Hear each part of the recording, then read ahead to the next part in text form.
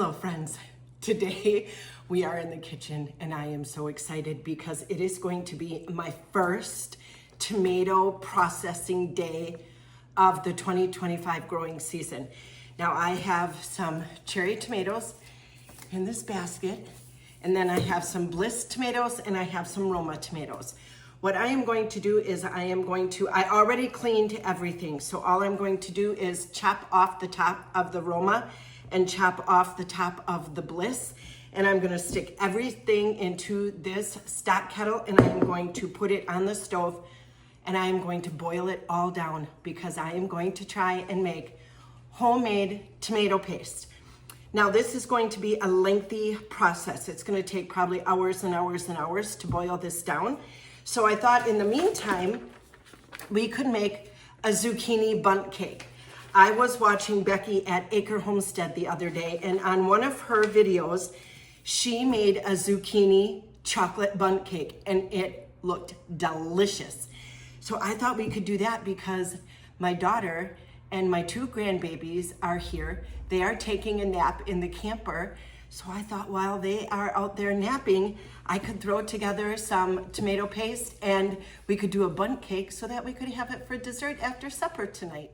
Okay, this is what I'm gonna do. I'm gonna take the tomato and I am just going to cut around it to cut out the core. See, so that'll come off. And then I'm going to, let me get my compost bin up here.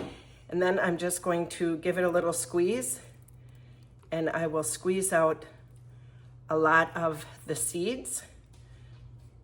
And if some seeds get in here, I don't care because I'm gonna blend them down with the immersion blender. So, and then we're gonna do the same with the Romas. Like if I have a piece like that, I'm just gonna go cut it out, cut the top off, and throw it in the bucket. And it will cook down into some amazing tomato paste. Now I'm not going to can the tomato paste. I am going to put it in the freezer because hopefully I will have enough tomatoes to make sauce that will take up the pantry shelf. Room on the pantry shelf. So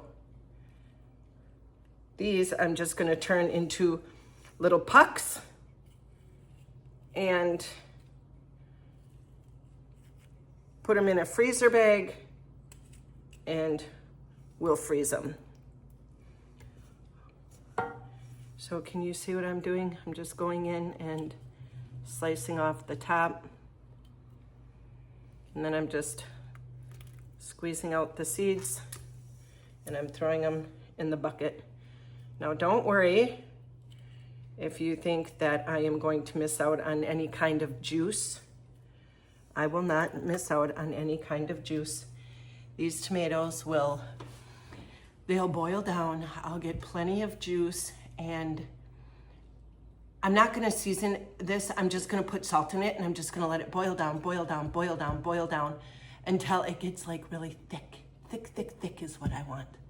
So I am just going to keep taking my top off. I already rinsed and cleaned and de-stemmed these tomatoes when I brought them in. They've been sitting on the counter ripening for, I don't know, 4 or 5 days, I guess. So they are ready. They are like super ripe. Let me see. Can you see? They're real squishy. Can you see? Is it making an indent? They're real squishy. So I know that they are ripe and they are ready to go. My Romas, but you can tell with the Roma, like look at that color. They're so red. You can tell when a Roma is ripe. And the Roma is more of like a paste tomato. I should probably slice the Romas in half. They're more like a paste tomato, so that will help make my sauce thick.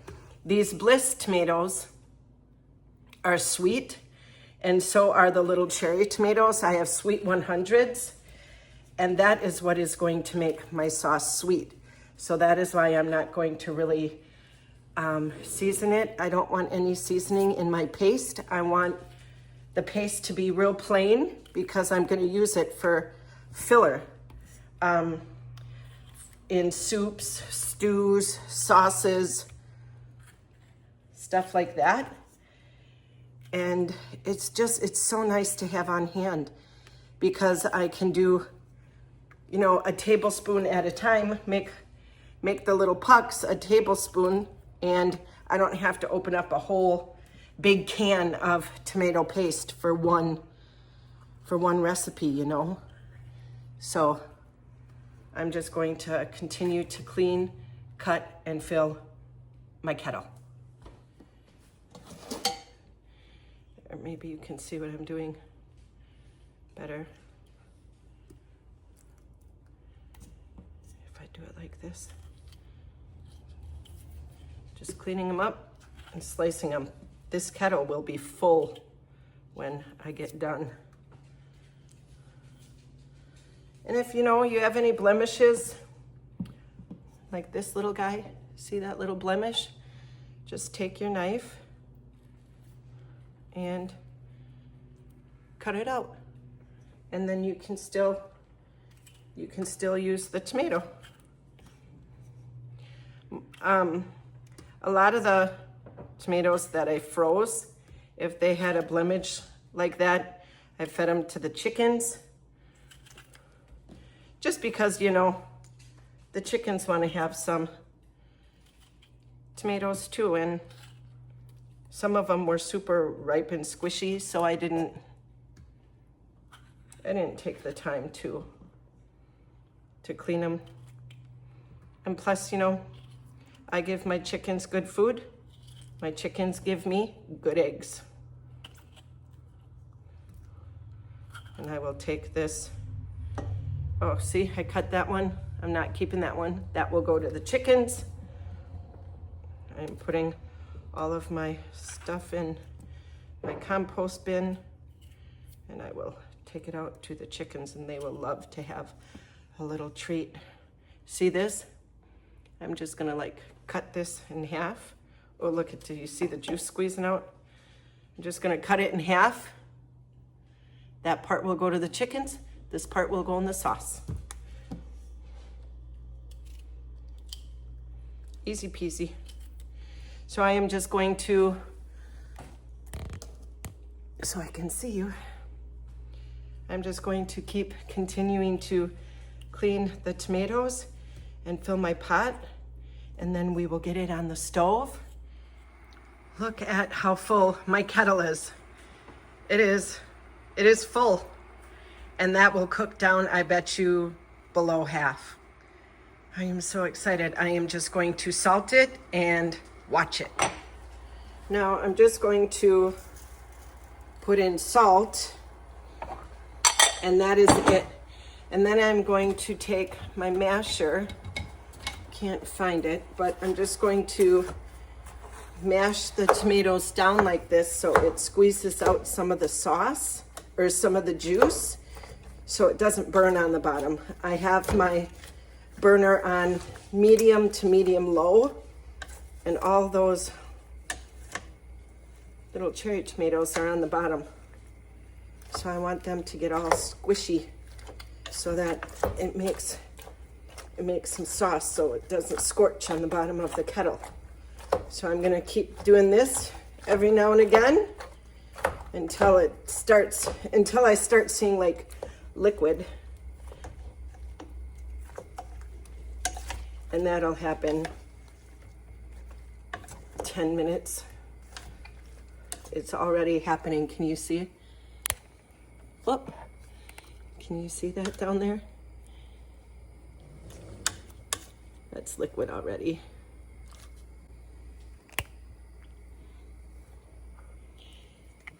Oh, there we go. So I'm just gonna keep doing this, and we're gonna cook it down, cook it down, cook it down, cook it down. Keep an eye on it, and in the meantime, let's make a cake. Look at that, you guys. This pot is half gone, simmered down already. It smells so good in here. It smells like cooking tomatoes. I love this smell. And we've been doing this for, I don't know, about 2 hours. And you guys, I'm super bummed out because I made the cake and I threw it all together, and I thought I had the record button going.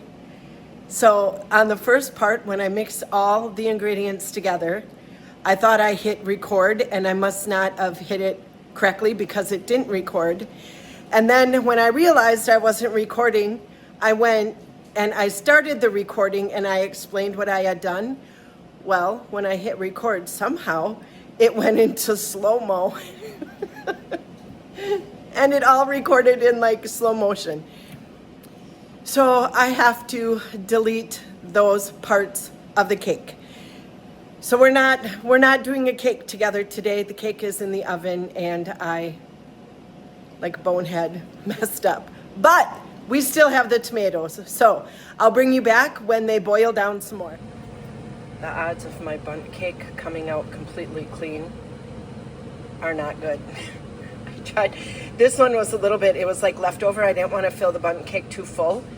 And I tried to take it out and it kind of fell apart. So I bet my bundt cake isn't going to work. And I'm bummed out. Fingers crossed it does, but I doubt it. So now my grand is up. She wants a piece. I'm going to sprinkle it with some powdered sugar and she's going to give it a taste test. Okay, the cake is cooled. I gave the grandbaby a piece and now I'm going to try it. She liked it, like she gobbled it down. So I'm going to try it too. It isn't very pretty, like the pizza isn't very pretty, but it's really light and fluffy. It's really like soft. So let's give it a try.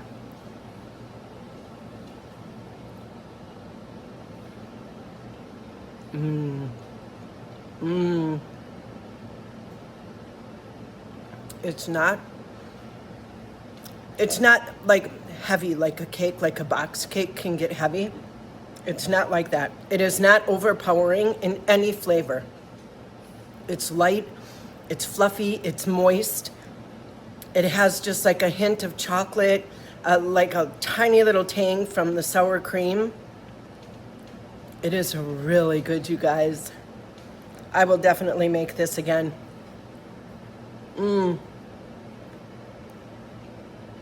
Oh, and there's cinnamon. You could get a little hint of cinnamon. Yum!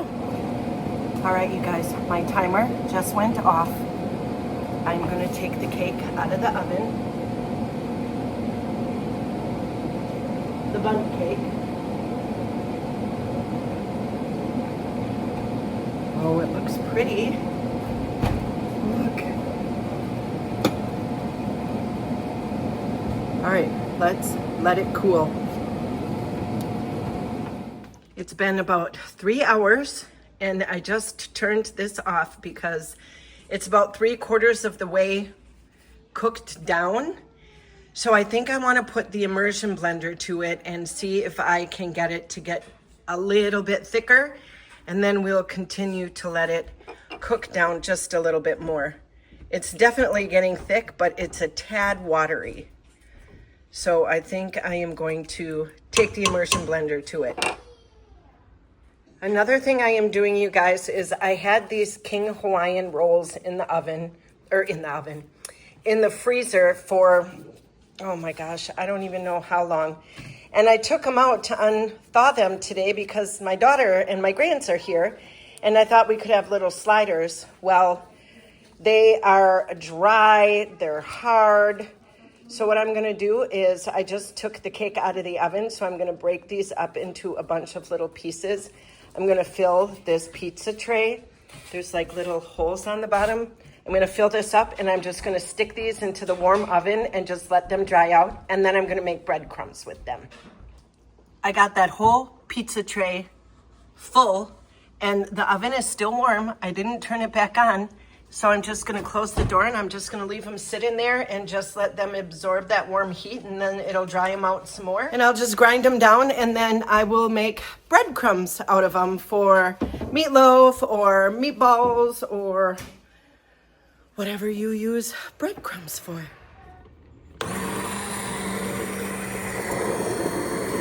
This is definitely helping. So I'm just gonna do this, and then I'm gonna turn it back on and cook it a little bit more. All right, all I'm doing is going through and skimming off this froth. This is the second time that I've done it, and it's a lot thicker. See? So now I think I am going to transfer it to the oven, because the oven does a really slow cook. All right, I got my roasting pan, and you guys, I almost did it again. I turned the record button on and it was in slow-mo. So I need to watch that. Okay, I'm just gonna take this and pour it into here. Real slow, because I'm gonna have a lot of splatter. Oh, this would be perfect. I could end here and I would have a beautiful tomato soup. It smells so good. But I don't want tomato soup, I want tomato paste. So we are going to boil all of that down until it gets super thick, and then we'll make it into little pucks and stick it in the freezer. And this little bit, this will last. We don't use tomato paste a lot. We use it enough to where I need it, but not enough to go and buy it every time I need it. So this will be one less thing that I have to get at the grocery store. Oh, look at that, you guys. Can you see? Here, let me move the camera down just a hair. Move you closer. I'm sorry if it gets loud. The grands are in the playroom watching cartoons. Look at that. Oh, it smells so good. All right, I turned the oven on 300, and I'm just gonna watch it for the first hour, and then I will come back and I will check in with you after an hour. Right now it is 3 o'clock, so I'll come back at 4 and I will let you know how it's going. But so far it's been super easy. That immersion blender, that thing is so cool. I have 2 of them and I don't use them a lot. I forget, you know, kitchen gadgets, you always buy this gadget, that gadget, and then you tuck them away and then you forget you have them. I pulled that out, and I have to remember, like when I'm making any kind of soup base, those things are the bomb. It worked out so good. So it's 3 o'clock, into the oven it went. Here is my bundt cake. It's looking pretty good. I told my daughter she has to film me so that I can use both hands when I take it out, because I don't know if it's gonna come out or not. So I'll check back in a little bit with you guys. Okay, you guys, I'm really nervous. This is the moment of truth. So I went around, I took the bundt cake and I went around the outside, and then I took a knife and I went around the inside. I don't think it's gonna come out, but here we go. Oh!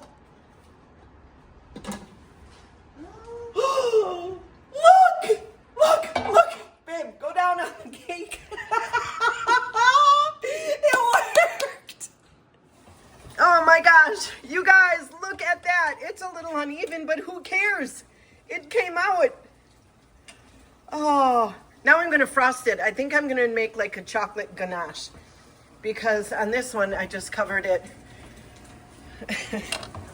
The grands and my daughter and I have gotten after this one. It is so good. And I just put powdered sugar on it, but I think I'm gonna put like a chocolate ganache, like a drizzle, and keep it for Scott, and we'll have it for supper tomorrow when he gets home from hunting.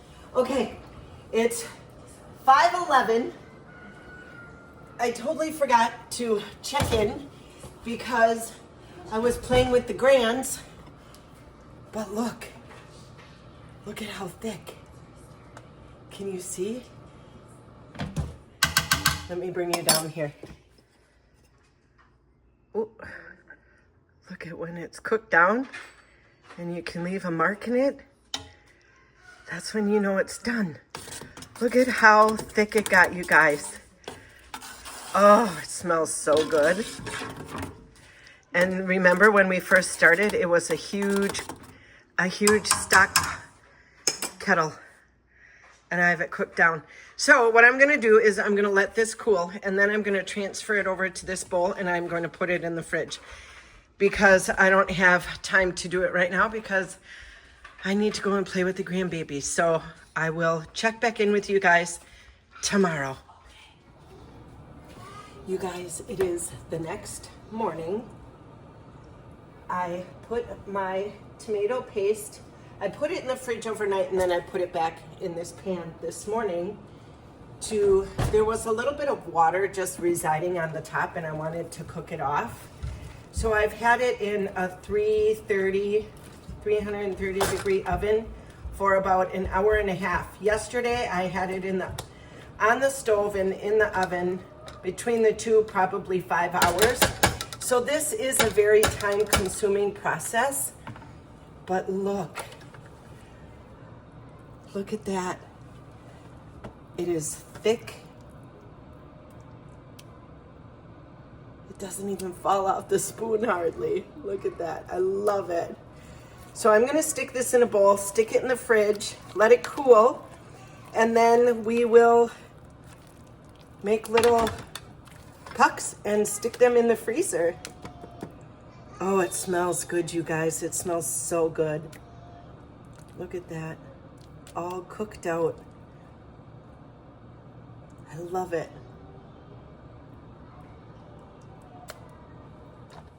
So now that my paste is cooled, I am going to take it and I'm just going to make these little balls on my parchment paper. And I'm going to freeze these individually so they don't stick together. Otherwise, it's just going to turn into a big blob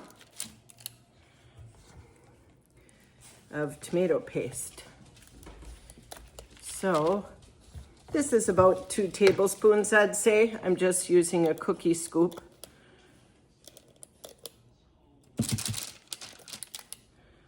To line my parchment paper, and I'm going as flat as I can get. And I am dropping them out, and I will go along and I will do as many as I can to pre-freeze.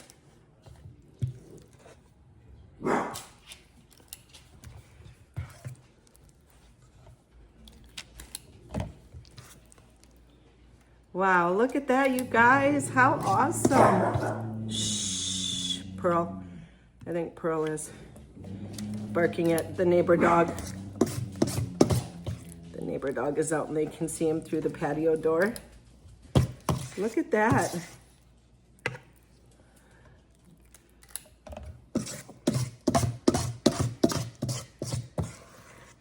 Wow. I probably have enough in here to scrape down for one more, but I'm gonna scrape it out and I'm gonna save it because I'm gonna make chili this afternoon. So I will use the little remnants that I have in my bowl with my tomato soup. So I got 1, 2, 3, 4, 5, 6, 7, 8, 9, 10, 11, 12, 13, 14, 15 balls that I will freeze, and then I'll have frozen tomato paste on hand.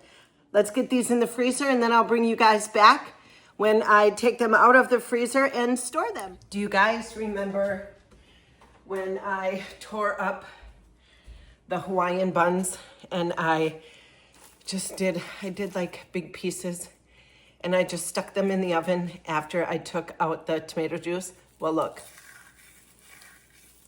they're ready to make breadcrumbs.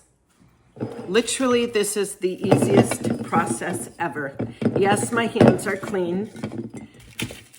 I am just going to take the pieces, stick them in this jar, and just grind them up like this. You could put these in a bag and mash them with a rolling pin or a hammer, but I'm just going to, I like the different texture. So I like some big pieces in there. I like little pieces. I like fine pieces. Like, see, this piece is really hard. So I really have to push my fingers together. So I'm just gonna leave that whole. I will use this breadcrumbs like this in meatloaf, in meatballs. Let's see, you could put seasonings in here. You could put oregano seasoning. You could put Italian seasoning, thyme.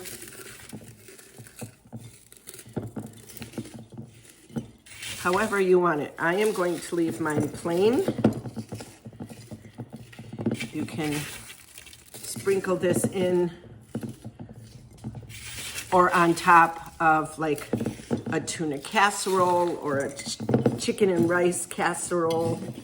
I'm just gonna get in there and give it a good squish. Make room for some more. And basically, that's all you do. Oh, I'm making a mess. The girls are absolutely loving it. They are by my feet licking up all the crumbs.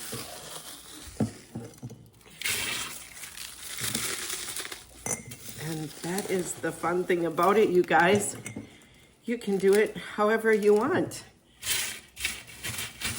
And then, you know, you don't throw it away or give it to the chickens. I mean, the chickens would like it, but my chickens have gotten really spoiled with zucchini and tomatoes and cucumbers. So we are going to save this.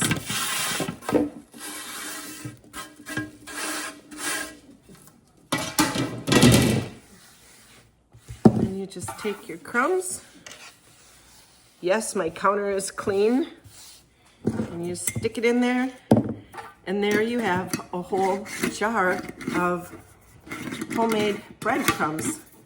Another thing, you don't have to buy from the grocery store. My pucks are frozen, so I am just going to put them in this Ziploc baggie. Let's see if I can do that. I'm just gonna peel them off the wax paper and pop them in this baggie, and then I'm going to pop them into the freezer.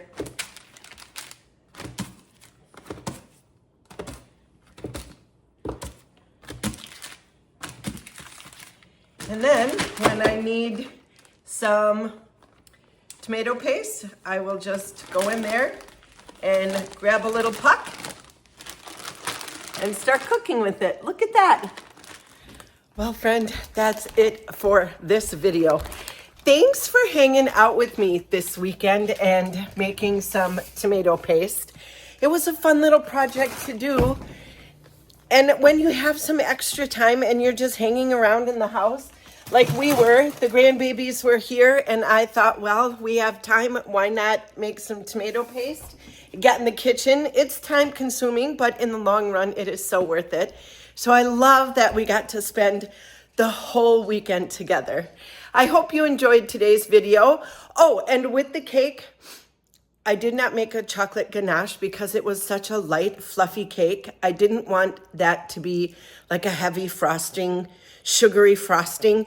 So all I did was I served it with a little scoop of vanilla bean ice cream, and then I drizzled some chocolate syrup over the top of it, and Scott loved it. I'll post a picture if I took a picture of it. I think I did. Anyway, thanks for hanging out. Thanks for spending time with me. Thanks for doing our first tomato project with me together in the kitchen. And we'll see you on the next video. Bye, friends.